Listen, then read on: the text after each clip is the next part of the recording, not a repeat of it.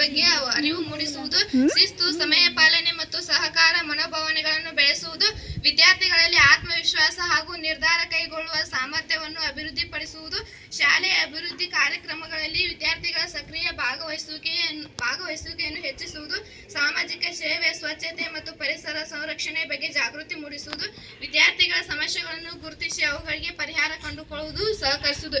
ಇವಿಷ್ಟು ಶಾಲಾ ಸಂಸತ್ತಿನ ಉದ್ದೇಶಗಳು.